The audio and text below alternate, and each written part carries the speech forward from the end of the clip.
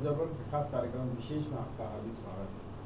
मध्य प्रदेश उपचुनाव में किस्मत आजमा रहे वे नेता जो कांग्रेस छोड़कर बीजेपी में आए हैं और चुनाव लड़ रहे हैं, उनके बारे में पूर्व मुख्यमंत्री दिग्विजय सिंह जी ने जो रेड कार्ड जारी किया कि हर विधायक को, हर मंत्री को 35 करोड़ रुपए मिले हैं, उस हिसाब से जनता को बीजेपी के पैसे लेना चाहिए। अब इस बात को लेकर सारे विधायक मंत्री नाराज हैं। कोर्ट की भी शरण ली है उन्होंने और ये कहा है कि दिग्विजय सिंह या तो ये सबूत पेश करें, अन्यथा जो उनकी मानहानि हुई है उसके लिए 10-10 करोड़ रुपए का हर्जाना। ये परिवार भोपाल की विशेष अदालत में लगा है और उस पर 18 नवंबर को सुनवाई भी है, यानी चुनाव के जब नतीजे आ जाएंगे उसके बाद उस पर सुनवाई। अभी जो स्थिति बन रही है चुनाव में वो ये है कि कांग्रेस पूरी दमदारी से ये जताने की कोशिश कर रही है कि जो लोग चुनाव लड़ रहे हैं वो सब के सब गद्दार हैं। वो गद्दार हैं या नहीं हैं, इसको लेकर बीजेपी का कहना ये है कि ऐसा कहने से पहले कांग्रेस अपने गिरेबान में कम से कम झांके। आज इसी विषय पर चर्चा करेंगे। चर्चा की शुरुआत करें उससे पहले मेहमानों का परिचय, उस पर चर्चा आगे। बात करूँ अगर बीजेपी की, तो बीजेपी से वरिष्ठ नेता हैं जो विधायक हैं शैलेंद्र रहेंगे, बीजेपी का पक्षाघाती है उनका, और संतोष परिहार जी रहेंगे कांग्रेस का पक्षाघाती वरिष्ठ नेता है। आप दोनों का बहुत बहुत स्वागत। और सबसे पहला सवाल यहाँ पर आपसे बनता है प्रधान साहब, ये जो आरोप दिग्विजय सिंह जी ने लगाए हैं और रेड कार्ड जारी कर दिए, जिसको लेकर आपकी पार्टी ने इलेक्शन कमीशन में भी शिकायत की है, तो इस पर आपका क्या? देखिए, इस पे मुझे लगता है कि माननीय दिग्विजय सिंह जी सेंसेशनल न्यूज़ और बयान देने के लिए प्रसिद्ध हैं। उनके क्या है कि कई बयान हेडलाइंस बनाने के लायक होते हैं, पर मुझे ये लगता है ये बयान हेडलाइंस के लायक नहीं है। ये तो मतलब पिटे लकीर को फिर से पीटना है। ये तो डे 1 से हमारे कांग्रेसी ये तो चिल्ला रहे और क्या चिल्ला रहे। और क्वेश्चन है कि प्रमाणित कोई क्यों नहीं कर रहा? अगर उनके पास प्रमाण है वो इस पर आप ही भोपाल कोर्ट में विवाद दाखिल हो गया, तो मुझे लगता है इस बात का कोई जवाब देने का कोई औचित्य नहीं है। अब तो जनता को वोट डालना है, जनता तय करेगी कि उनका माननीय विधायक ने जो बगावत करी है वो माननीय सिंधिया के अपमान के कारण, तो आखिर वो माननीय सिंधिया का मान रखना चाहेगी वहाँ की जनता, या माननीय दिग्विजय सिंह के जो आरोप है उस पर विश्वास करना चाहिए? क्या कहेंगे आप संतोष जी, क्या दिग्विजय सिंह जी के पास सबूत हैं या ऐसे ही अनर्गल आरोप जैसे पहले लगते रहे हैं वैसे ही हैं ये सब कुछ? देखिए तिवारी जी, दिग्विजय सिंह के पास निश्चित तौर पे कुछ न कुछ ठोस आधार है जिसके लिए उन्होंने रिपोर्ट कार्ड जो है रखा है। जहाँ तक चुनाव की बात है तो इसमें तो कोई संशय और स्थिति वाली कोई बात इसलिए नहीं कह सकते कि जितने भी विधायक गए हैं ये निश्चित तौर पे गद्दार हैं। और गद्दार इसलिए हैं, इसके सबसे बड़ा मेन कारण ये है तिवारी जी कि आज ये बीजेपी की सदस्यता लेते हैं, कल ये चेयरमैन बन जाते हैं, मंत्री बन जाते हैं विधायक, मतलब तो इसके गद्दारी में तो इसमें कहीं कोई संशय वाली तो कोई बात है नहीं। अब रही बात जनता की स्थिति ये हो गई है कि जनता को पहली बार तो मौका मिला है कि हमारे एक एक वोटों को 35-35 करोड़ में 35-35 हज़ार में बेच के ये करे। तो दिग्विजय सिंह ने रिपोर्ट कार्ड जो जारी किया बिल्कुल ठीक करा है, क्योंकि जनता को उसका हिसाब देना चाहिए और जनता को दे वो हिसाब की पैसे लिए क्या करा। जहाँ तक जो है भाई आदरणीय भाई साहब ने बोला था कि सिंधिया जी के अपमान की बात है, तो माननीय सिंधिया जी को कांग्रेस ने जो सम्मान दिया है, 18 सालों में लगातार जो है ना सांसद मंत्री रहे, और भारतीय जनता पार्टी अभी कुछ ही समय हुए हैं आए हुए, जाते समय तो एक माला पहनाई थी, अब उनकी स्थिति ऐसी हो गई है कि 12वें-14वें नंबर फोटो तक नहीं है उनका। तो हमें उनसे कोई लेना देना नहीं है, अपमान जो भी है वो जनता तय करेगी और निश्चित तौर पे जनता इसका जवाब देगी, क्योंकि जनता को ही जवाब देना है और बहुत कुछ ही समय में चुनाव होगा। तो ये भी समझ में आ जाएगी कि जो है जनता की समझदारी संदेश से परे है, तो जनता निश्चित तौर पे जवाब देगी। आप जिन लोगों को गद्दार कह रहे हैं वो कांग्रेस से बीजेपी में गए इसलिए गद्दार, और जो बीजेपी से कांग्रेस में आए वो चमत्कार हैं क्या? नहीं। हाँ, बहुत अच्छा सवाल करा आपने तिवारी जी। कांग्रेस से जो है लोक विधानसभा चुनाव लड़के हैं और कांग्रेस ने जो उनको सम्मान दिया, विधायक टिकट दिया, वो 4-4 बार के विधायक रहे, मंत्री बनाया, और भारतीय जनता पार्टी के प्रलोभन में आके और उन्होंने पैसे लेके उसमें चले गए, तो वो तो गद्दार तो क्या, वो तो मतलब पानी ही बाहर चला गया, तो जनता ही उसका जवाब देगी। तो गद्दार क्या, वो तो बिल्कुल गद्दार से ही महागद्दार है वो लोग। आप अपनी बताइए। नहीं, हमारी क्या बात है, हमारे क्या बात है, हम तो बोल रहे हैं ना कि गद्दार हैं। अरे भाई, जो आप बीजेपी से कांग्रेस में आए वो चमत्कार है। देखिए, बीजेपी से कांग्रेस में आए हैं वो बिल्कुल स्वागत योग्य हैं। उसका कारण मैं बता दूं आपको कि वो विधानसभा से नहीं सुनिए मेरी बात पूरी बात हो जान दीजिए तिवारी जी। बीजेपी से जो कांग्रेस में आए वो लोकसभा वो विधानसभा चुनाव जीत के इस्तीफा दे के नहीं आए, वो भारतीय जनता पार्टी को पावर के समय लात मार के आए कांग्रेस में, क्योंकि कांग्रेस का समय इस समय ऐसा पूरे जनता में पेश किया जा रहा है कि सब कांग्रेस तो खत्म हो गई। यही सवाल मैं पूछूं आपसे कि अगर जो कांग्रेस को लात मार के आपकी सरकार में लात मार के आए हैं वो भी ऐसे ही हैं, तो फिर आपको बुरा क्यों लगे? नहीं, बुरा हमें इसलिए लग रहा ना सर कि हमारी बनी बनाई सरकार थी। हाँ, ये बोलिए ना। नहीं, हमारी बनी बनाई सरकार थी, मंत्री थे उसके अंदर प्रलोभन में आके माननीय कमलनाथ जी जो है मुख्यमंत्री बने, उनका कार्यकाल रहा, उसके अंदर उन्होंने कुछ मध्य प्रदेश के लिए करना चाहते थे और उन्होंने उसकी शुरुआत करी थी। अभी विषय पे आ रही है, आपने जो बात, मैंने सिर्फ इतना पूछा कि आपने ये कहा कि बीजेपी में लात मार के जो आए, पावर को लात मार के आए, वो आपके लिए चमत्कार हैं, यानी बीजेपी से जो कांग्रेस में आए, पारुल साहू हो, देखिए पारुल साहू को तो भारतीय जनता पार्टी का, नहीं सर एक मिनट, पारुल साहू की बात तो सुन लीजिए ना। पारुल साहू को तो भारतीय जनता पार्टी का मान ही नहीं सकते, क्योंकि वो एक विधायक रहे, उसके बाद जो है गोविंद राजपूत से सेटिंग करके बीजेपी ने उनको टिकट ही नहीं दिया पारुल साहू को। तो पारुल साहू का पुराना क्या, उनके पिताजी कांग्रेस के एमएलए रहे। पारुल साहू जी कोई विधायक से इस्तीफा देके थोड़ी आई, आज लड़ रही हैं, आटा दाल पानी भात सब दिख जाएगा उसके अंदर। मैं यही सुनिए, आप अपनी व्याख्या अपने हिसाब से करना चाहते हैं, नहीं जनता तो भाई दोनों तरफ से देख रही है कि अगर ऐदल सिंह कंसाना कांग्रेस छोड़ के बीजेपी में गए हैं तो बीजेपी छोड़कर अजब सिंह कुशवाहा कांग्रेस में आ गए, अब इसमें बचे ही नहीं कोई इशू। वहाँ की जनता तो सुन तो लीजिए, जनता ये कह रही है कि काय का गद्दार और काय का मक्कार। यहाँ तो सीधा सीधा ये दिख रहा है कि अब जनता को कि जो विकास करा पाएगा हम तो भाई उसी को वोट देंगे। और आपको क्या लगता है, जनता इतनी मूर्ख है कि कमलनाथ के कहने पे आ जाएगी या कांग्रेस के कहने पे आ जाएगी कि साहब दे दीजिए?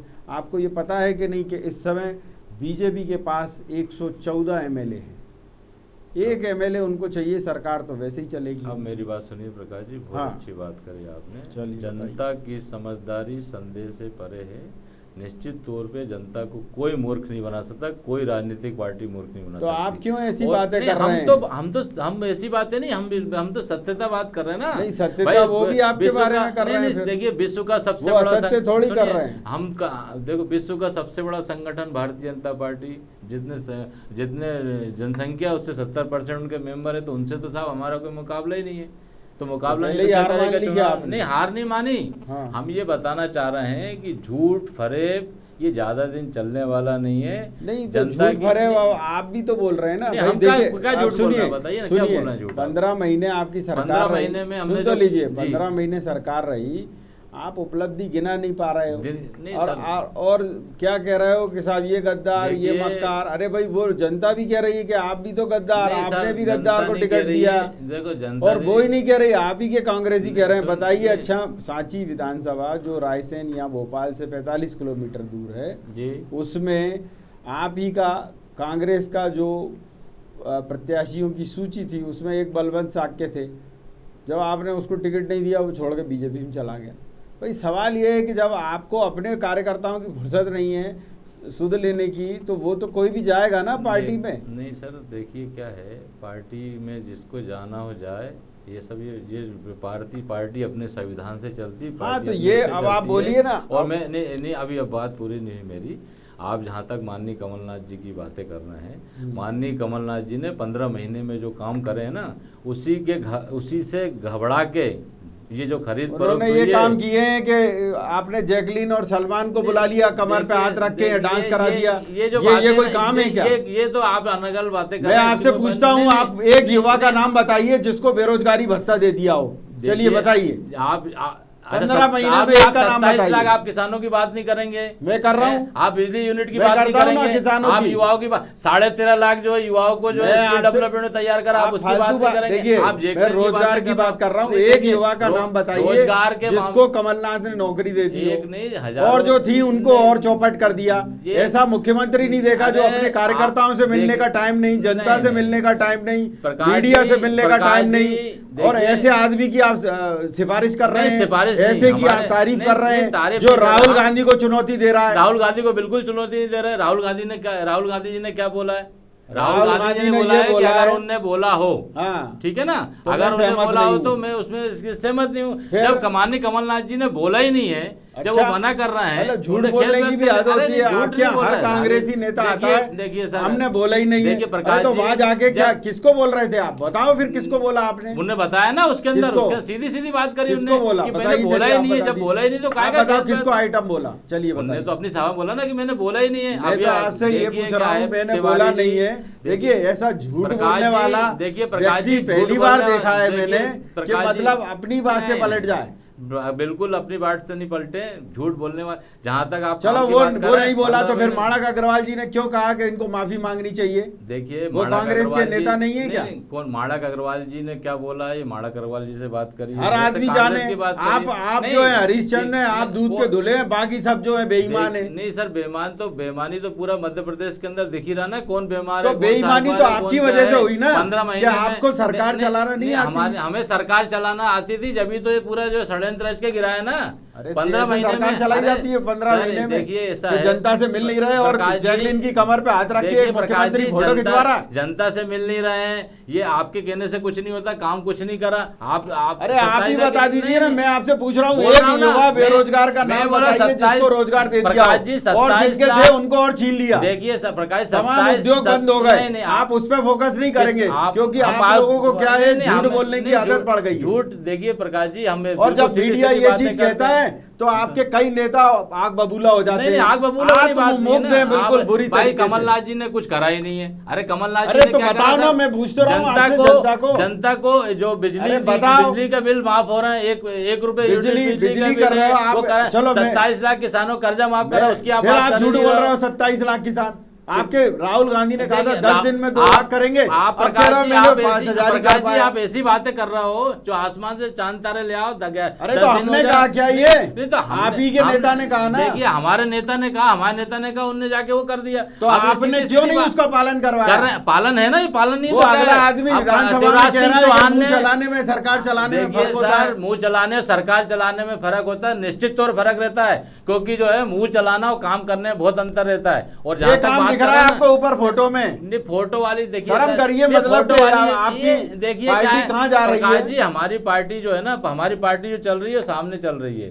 उसके अंदर ये चल रही है तो कम से कम आप जैसे नेता तो ना कहें। नहीं, मैं देखिए प्रकाश जी, मैं आप जैसे नेता जो जनता से जुड़े हुए हैं, जमीन से जुड़े हुए हैं, एक बेरोजगार युवा का नाम नहीं बता पा रहे कि इतने लोगों को हम रोजगार दे रहे हैं। 13.5 लाख लोगों को स्किल डेवलपमेंट में तैयार करा था इंदौर के अंदर। ये सरकार तैयार करने को तो आपने गाय भैंस ढोर चराने वाले भी तैयार कर दिए। 1100 धर्मशाला वो बनाई, गौशाला है। आप ये बात गौशाला में घुस गए। आप पूछो कुछ और बताते कुछ है। आप बताओ मुझे, बेरोजगारी भत्ते की घोषणा करी थी कि नहीं करी थी? आप करी थी ना, करते ना आगे क्यों नहीं करी 15 महीने में? फिर 15 महीने क्यों नहीं करे? जो काम करे उसकी बात करो ना। आप ये काम अरे हम तो आपसे अभी मैंने किसानों का पूछा, 2 लाख का एक ऋण माफ नहीं हुआ, आप वो नहीं बता पा रहे। 27 लाख किसानों कर्जा माफ नहीं हुआ। 2 लाख का हुआ क्या? विधानसभा में 2 लाख का हुआ क्या? तो नीचे से होता ना सीरियल से। फिर गलत कर रहे हो ना। नहीं कर रहे सर, ये कोई बात देखिए, ये कोई बात में जो आदमी कायम ना रहे उसकी तो फिर कोई औकात ही नहीं है। आपको तो मतलब मैं सीधी मैं तो इतना कह रहा हूँ कि जनता देख रही है आपको, जनता देख रही है, और वो इस चुनाव में आपका सही फैसला कर देगी, निश्चित तौर पे करेंगे। अगर ये कर देगी, सुन लीजिए, अगर ये कर देगी, बात करूंगा प्रकाश जी आपके चैनल पे, अगर ये कर देगी तो फिर माफी मांगना देखिए जनता से, काय की माफी मांगना कि ये झूठ जो आपने परोसा था, बिल्कुल झूठ नहीं परोसते, उसके लिए हम साफ बातें करते।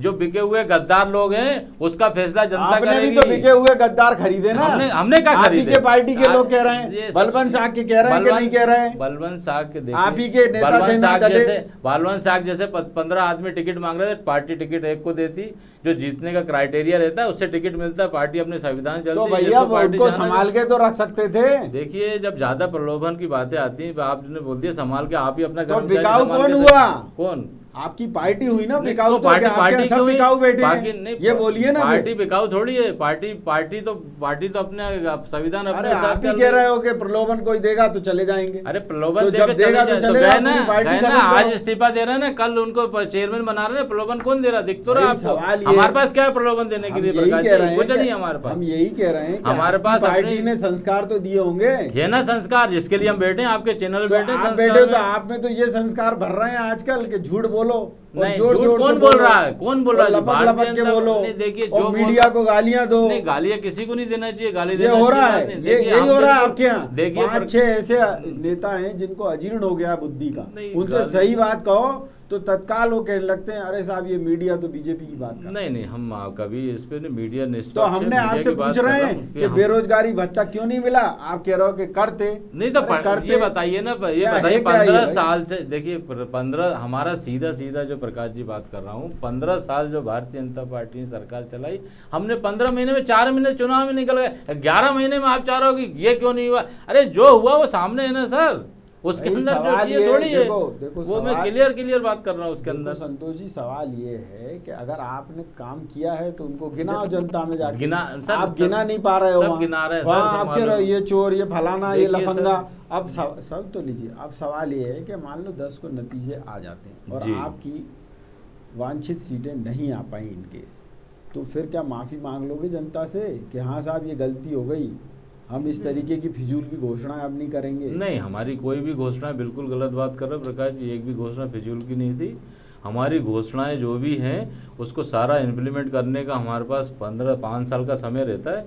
5 साल के समय पूरा करते और जनता को जहाँ तक हमने जो बिजली के बिल में लोगों को जो राहत दी थी, आप ही के इन्हीं मुख्यमंत्री ने ये कहा था कि सरकार का खजाना खाली है, और जब पूछा गया उनसे विधानसभा में तो उन्होंने ये कह दिया मुंह चलाने में सरकार चलाने में फ़र्क है। सवाल ये है कि आप मुख्यमंत्री बने, आपको जिम्मेदारी मिली, आपके ही एक मुख्यमंत्री का मैं उदाहरण दूं क्या, पड़ोसी भूपेश बघेल, जो चीज़ें कहीं उन्होंने तत्काल सारी चीज़ें कर दी। घोषणा पत्र का 75% जो है वो उन्होंने कितने दिन में पारित करा दिया? 6 महीने। आपके जो ये मुख्यमंत्री हैं बिरले, मैनेजमेंट गुरु घंटाल, जो भी हैं ये, जिन्हें न जनता से मिलने का टाइम, न लोगों से बात करने का टाइम, पत्रकारों को अलग वो भगा दें, जनता को अलग भगा दें, ऐसे लोगों के भरोसे आप और टिके रहेंगे? देखिए प्रकाश जी, जो आप में देखो मुंह चलाने वाली और काम करने मिलने में बहुत अंतर है। तो ये मान लें कि भूपेश बघेल जो है इनसे ज्यादा बेहतर है? नहीं, कैसे बेहतर है? ज्यादा बेहतर तो जब बोलते हैं ना पूरा कार्यकाल खत्म होता तो ज्यादा। सवाल ये नहीं टाइमिंग का है ना, दोनों की सरकारें तो एक साथ बनी थी। ज्यादा बेहतर वाली बात भाई साहब सुन तो लीजिए, ज्यादा बेहतर दोनों की सरकार एक समय बनी, दोनों पड़ोसी राज्य हैं, वो व्यक्ति वहाँ रह के उसने अपना तत्काल आते से ही इम्प्लीमेंट कर दिया। उसने चुनाव करा लिए, चाहे वो नगर निगम के हों या छोटे स्तर के चुनाव हों, वो करा लिए, निगम मंडल भर दिए।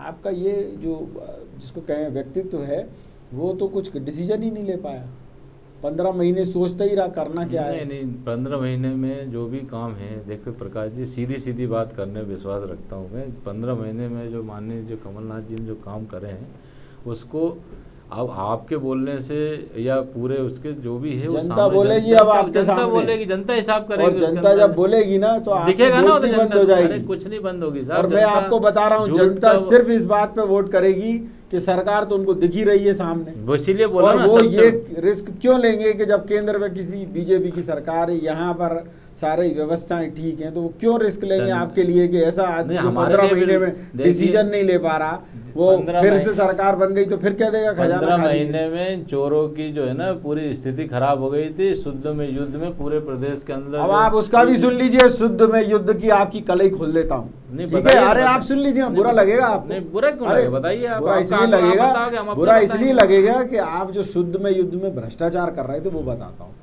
एक में छापा मारते थे छोटे व्यापारी के यहाँ और बड़े व्यापारियों से पैसा लेते थे। मुझे ये बताइए, मनोहर डेयरी के यहाँ छापा मारा आपने, कोई कार्रवाई कराई? नहीं कराई। टॉप एंड टाउन पे छापा मारा आपने, कराई कार्रवाई? नहीं कराई। आपका जो यहाँ पर बैठा हुआ है नमूने लेने वाला खाद्य विभाग का, जिसको कहते हैं ना कि स्वास्थ्य विभाग से अधिकृत है, औषधि प्रशासन से, वो वर्मा जो है सालों से जमा हुआ है, 6 साल से। अब आपकी सुन लीजिए, आपकी सरकार आई 15 महीने और मेहरबान हो गई उस पर। ऐसे ऐसे सरकार चलाई जाती है। झूठ क्यों बोल रहे हो जनता के सामने कि हम कार्रवाई कर रहे हैं? नहीं, कार्रवाई देखिए, आपने बोला कुछ कार्रवाई नहीं करी। मध्य प्रदेश के सांची, अरे मैं भोपाल की पूछ रहा हूँ, भोपाल सांची की बात कर रहा हूँ। भोपाल हाँ। में सांची, भोपाल में रहता है। सांची के अंदर उसके टैंकर जब्त हो गए, उस पर कार्रवाई हुई। और जहाँ क्या तक हुई? आप नहीं कार्रवाई हुई ना उसकी, अब मैं बता दूं उस पे कार्रवाई। बहुत अच्छा सवाल, बहुत बढ़िया। वो आज भी जेल में है। इतना वो शानदार उदाहरण दिया तिवारी है। जी अरे आज भी भाई साहब, जेल में सुन है लीजिए उसका ना। मालिक। मैं उदाहरण आप देखिए क्या उदाहरण है। देता हूँ आपको। नहीं, उदाहरण मेरी बात तो मैं- सुन लीजिए हाँ, पूरी। बता दीजिए, चलो। आज जो सांची में जिसके टैंकर जो उसके अंदर जो है ना मिलावट करके यूरिया डाल के जो करता था, आज भी जेल में। शर्मा चाहिए तो मैं नंबर दे दूंगा, चलिए, बात अब कर आप- लेना। अब आप अब सुन आ लीजिए, जाइए अब मनोहर आप आगे डेयरी का पे। सुन लीजिए। मनोहर डेयरी का कोई जब उनके सैंपल मानक जो आए थे और उसके अंदर जो हाँ, स्थिति होगी बस, उसके अंदर सब होगा। सही अब निकल आपने गया। उसको चोर भाई चोर वाले अरे आप को- सांची का सीधी सुन बात है लीजिए ना। ना। आपने बताइए, बताइए। आपने जिसको बंद किया वो था ट्रांसपोर्टर। अच्छा। आप मुझे ये बताइए, सांची में एक भी अधिकारी जो जिम्मेदार थे, जो मिलावट की चेकिंग करते थे, उनमें से एक भी अधिकारी को बर्खास्त किया क्या? नहीं, मेरी बात सुनिए ना, मैं आपसे वही हाँ। बात कर रहा हूँ कि इतने बड़े जिस जो गाड़ी जब्त करी, सबसे कार्रवाई हुई, उसको जेल मतलब में आज भी जेल चढ़ रहा है। अब अनोखे आप कह रहे हो आदमी साहब हैं, जिम्मेदारी का नहीं, आप अनोखे वाली अनोखे बात- आदमी हैं कि लोगों को शुद्ध जमीन में- मालिक अगर गलत काम करे तो उसके नौकर को बंद कर दो। नौकर थोड़ी है साहब, तो मालिक है मुझे वो, ये क्या बात बताएं, कर रहे मुझे हो? ये बताएं कि वो नौकर टैंकर के, थोड़ी- सुन लीजिए, वो टैंकर क्या सांची की संपत्ति थे? वो तो ठेकेदार था। तो जो लोग सांची की संपत्ति हैं या जो सांची में अधिकृत हैं, तनख्वाह लेते हैं जनता के टैक्स से, वो है वहाँ के अधिकारी। आप एक का नाम बता दीजिए मुझे, मैं मान जाऊंगा कि नहीं, आपकी उनकी सरकार ने कार्रवाई मिलावट में देखिए सर, मुझे शुद्ध तो- के खिलाफ नहीं, युद्ध शुद्ध के किया। खिलाफ युद्ध में हमने उसको वो करा। भू माफिया के खिलाफ पूरा आयोजन का पूरा पशुपतिनाथ जी का जो है 500 करोड़ की जमीन में कब्जा कर रखा था, उसको मुक्त कराई। ये मुख्तार मलिक का जो है यहाँ पे पूरी कब्जा करके रखा था। हमने तो कुछ करा ही नहीं साहब, जो भी करा भारतीय जनता पार्टी ने करा। तो अब तो जनता ही जवाब देगी। मैं तो ये आपको जो मैंने देखिए आपको क्या उदाहरण है, बता दिया अभी मैंने- आपको। नहीं, अब मैं आप भी और उदाहरण सुन बता रहा हूँ लीजिए। ना। आप अब मुख्तार हमने तो- मलिक का ही सुन लीजिए। अब आप हाँ, आप इतने गाने गाते हैं ना, उसका मैं बताता हूँ। मुख्तार मलिक, ठीक है, मुख्तार मलिक को आपने क्या किया कि भाई पकड़ के बंद कर दिया, ठीक है। वह कब्जा अरे सुन छुड़वाया लीजिए। 200 एकड़ जमीन का साहब, कैसी अरे बात कर सुन रहे हो आप? लीजिए ना, करोड़ों की जमीन आपने है। इतने ही किया ना। अरे आपने ये ना उसका, बताओ, 20 सुन साल लीजिए से- ना, आपने उसका घर तोड़वाया, ना आपने उस पर और ऐसी कार्रवाई की जिससे उसके रिश्तेदार या वो खुद डरता। देखिए ये साहब, काम किसने किया? बीजेपी ने। बीजेपी ने ये उस समय उनके कब्जा छुड़वाया, पूरा करा। कांग्रेस फालतू ने बातें भी- मत करिए, अरे सर, जनता को सब सीधी- पता है। नहीं, जनता को आप पता ऐसे है ना, झूठ जनता ही से तय करेगी। बेवजह झूठे- गाल बजाएंगे झूठ तो लगा- होगा नहीं, ये नहीं, संतोष जी कि आपकी इमेज भी उन 2-4 नेताओं जैसी हो जाएगी नहीं, हम कांग्रेस तो- में। नहीं, हम तो जो देखिए, जैसे ही प्रकाश स्क्रीन पे जी- बैठते हैं नहीं, समझ में प्रकाश- आ जाता है क्या बोलने प्रकाश जी वाले। देखो, हम साफ साफ बातें करते, मैं किसी की वो नहीं है। तो सही जो काम बोलिए। करा ना, देखिए तो सर, सुन लीजिए, जो काम सही करा बोलिए। उसकी सही बोल रहे हैं ना हम। आप गलत मैं मत बता रहा हूँ, बोलिए उसका कि- मकान तोड़ने का वो करा था। मैं आपसे क्या कह रहा हूँ? सलीम रेडियो का मकान तोड़वाया। मैंने आपको बताया ना, मुख्तार मलिक करवाया। रेडियो और अब टीवी मैंने बता दिया नहीं, आपको। मैं आपको बता, आपका क्या मतलब, अभी आप शुद्ध में खाली नहीं युद्ध पे कराई। थे, अब इस पे आ गए। नहीं, हम तो मैं सीधी- किसी की बात करता हूँ और आप तत्काल दूसरे पहुंचते हैं। नहीं, मैं इसी की बात कर रहा हूँ सर। मैं शुद्ध में युद्ध पे भी बात जो कर रहा हूँ, चलिए, जो तो मेरा मुझे मतलब मुझे ये है। मुझे ये भी बता दीजिए कि अगर आपने ये सब किया तो मैंने ये जो नाम बताए इतने, इन पर कार्रवाइयाँ क्यों नहीं की आपकी सरकार सरकार ने, क्योंकि कमलनाथ के अधीनस्थ जो लोग थे वो दलाली खा रहे थे। देखिए क्या है, कोई भी मुख्यमंत्री बनता है, कोई भी हो, चाहे शिवराज सिंह चौहान हो चाहे कमलनाथ जी हो, वो सारी बातें क्या है उनके साथ जो पूरे स्टाफ के लोग रहते हैं, जो उनको वो कन्विंस है तो उनको बताते हो करते हैं। अब इसमें जो है मेरे 12 महीने के अंदर 365 वचन पूरे करके इतना काम करना कुछ करा ही नहीं, सब जो भी करना कर दिया ना, मैंने बता तो नहीं, दिया तो नहीं, आपको। चलिए छोड़िए, शैलेंद्र जी मैं आपसे जानना चाहूँगा कि क्या बीजेपी के जो लोगों पे ये आरोप लग रहे हैं ये वाकई सच्चे हैं, या कांग्रेस हताशा के कारण ये कर रही है, कोई उसके पास इशू नहीं है इसलिए वो इस तरीके के मुद्दे उठा रही है? ये आरोप लगाना विपक्ष में बैठ के सबसे आसान है, और माननीय दिग्विजय सिंह तो इसके लिए हमेशा प्रशंसनीय रहे कि पाकिस्तान के भी समर्थन में बोलेंगे, बटाला हाउस के समर्थन में भी बोलेंगे, 3 तलाक के भी विरोध में बोलेंगे। आखिर उनका कोई मैच नहीं है। मुझे लगता है कांग्रेस के लिए वो एक लायबिलिटी है, एसेट नहीं। वही लगभग स्थिति कमलनाथ जी की है। उनके व्यवहार के कारण माननीय सिंधिया जी को उन्होंने टीवी पे भी बोला कि आप सड़क उतर जाओ। अब माननीय कमलनाथ जी अगर मुख्यमंत्री रहते हुए अपने वरिष्ठ साथी जो मुख्यमंत्री के योग्य है या जो माननीय प्रदेश अध्यक्ष के योग्य है उसके खिलाफ इस तरह से व्यवहार करेंगे और फिर कहेंगे कि गद्दार गद्दार गद्दार। माननीय सिंधिया बड़ा नाम है उनका, बड़ा मतलब रियासत थी, बड़ा उनका वोट बैंक है। आज भी 16 माननीय विधायक सिर्फ ग्वालियर क्षेत्र के उनके कारण से आप पसंद नहीं किया। आखिर आप फिर भी अगर गद्दार कह रहे हो तो समझ में आ जाएगा। और आप माननीय हमारे कांग्रेस के प्रवक्ता कह रहे हो 365 काम इन्होंने माननीय कमलनाथ जी ने पूरे कर दिए, तो वो भी जनता को मालूम हो, जनता उसको भी वोट देगी। अब बेकार की बात है। अब चुनाव आज से 10 दिन बाद वोटिंग शुरू हो जाएगी, बल्कि 1 तारीख 3 तारीख को आज हो गई है 23 तारीख, 10 दिन में। अब कहने को आप कहते रहो, कोई रोक नहीं है, क्योंकि अपने वाणी की तो स्वतंत्रता है।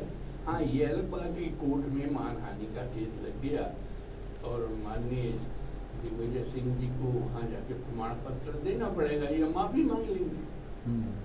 नहीं, पर राजनीति में ये जो चीज़ें चल रही हैं कि कोई भी बात को बस घोषणा कर दो या जोर जोर से चिल्ला दो कि हमने तो ये कर दिया, हमने ये कर दिया, जनता मान लेती है क्या ऐसी बातों को? क्योंकि जनता है, सब जानती है। आप अगर बहुत लंबी चौड़ी घोषणाएं करेंगे तो जनता उससे प्रभावित नहीं है। और सवाल ये भी है कि जिन विधायकों या मंत्रियों के बारे में ये कहा जा रहा है, क्या जनता उनके समर्थन में निकल कर आ रही है सामने कि नहीं, इस तरीके के आरोप नहीं लगना चाहिए, या वो भी इसके समर्थन में? वो क्या कहते हैं, हाथ कन्वेंशन को फारसी किया और पढ़े लिखे को फारसी किया। आज जनता के सामने दोनों पक्ष अपना अपना पक्ष रख रहे हैं। जनता निकले या ना निकले, वोट तो सामने आएगा ना। हम तो इंतजार कर रहे हैं। माननीय दिग्विजय सिंह की खूब बोली, जगह जगह बोले, बार बार बोले। जनता स्वीकार करेगी तो उनके पक्ष में वोट डल जाएगा, और नहीं अस्वीकार करेगी भारतीय जनता पार्टी की सरकार बनी रहेगी। और ये जो बात हो रही है कि अब आपने एक और सिफर साइड गेम खेला है कि जितने निर्दलीय थे, जितने बाकी के लोग थे, उन सबको मिला लिया, और अब आपकी संख्या 114 हो गई है, जैसा आपके अन्य नेता कह रहे हैं। 1 सीट की आपको ज़रूरत है, ऐसा कहा जा रहा है। क्या ये जनता को बताने की या जताने की कोशिश है कि सरकार तो हमारी वैसे भी बनी है, और जो आप नहीं जिताओगे तो आप ही के क्षेत्र का काम नहीं होगा? ये धमकी है, या फिर इस तरीके से जताने की कोशिश है कि बेहतर ये होगा कि बीजेपी को ही जिताएं, ऐसा कुछ कर रहे हैं? देखिए, माननीय निर्दलीय विधायक कमलनाथ जी के साथ थे, सरकार बदली बीजेपी के साथ आ गए। अब वो सपा और बसपा के माननीय विधायक बीजेपी के साथ आ गए। तो अब ये तो प्रत्यक्ष है। इसके लिए अगर बीजेपी बोल रही है तो क्या गलत बोल रही है? बिल्कुल। या मैं आपसे जानना चाहूँगा संतोष जी कि जितनी सीटें हैं 28 सीटों पर अभी चुनाव हो रहे हैं और इनमें से अगर 3 भी या 4 भी आप हार गए तो सरकार तो आपकी नहीं बन रही, फिर आप क्या करेंगे? देखिए क्या है प्रकाश जी, बड़ा अच्छा सवाल करा आपने कि जब आप देखो हमारा काम है, हमारी संख्या बल बढ़ेगा तो हम पूरी ताकत से जो है जनता के बीच जाएंगे, विरोध करेंगे, विधानसभा में जो है उनकी मांगे हैं पूरी करवाने के लिए वो करेंगे। तो हमारे पास तो सीधा सीधा वो है, वो जो भी होगा वो भाई साहब ने बहुत अच्छी बात करी कि जो है जनता सब जानती है। तो जनता की समझदारी संदेह से परे जनता तो अपना निर्णय बताएगी और वो सामने आएगा। बहुत बढ़िया बात और कही आपने। स्थिति जो जहाँ तक जो जनता की है, जनता को ना कोई पार्टी कोई मूर्ख नहीं बना सकती। बहुत बढ़िया बात आपने कही है कि ये ही जनता की खूबी है, यही कि जनता की कोई खूबी है, राजनीतिक दल कोई भी नहीं कर मूर्ख सकता नहीं है। बना सकता और इस चुनाव में ये साबित भी हो जाएगा। साथ साथ ये भी तय होगा कि कांग्रेस या बीजेपी जो एक दूसरे पर आरोप लगा रहे हैं उनमें कितनी सत्यता है और जनता उनके बारे में क्या सोचती है। न्यूज़ ऑब्जर्वर के खास कार्यक्रम विशेष में इतना ही, लेकिन यहाँ बेबाक खबरें लेकर जारी रहेंगी। आप देखते रहिए न्यूज़ ऑब्जर्वर यानी सिर्फ खबर।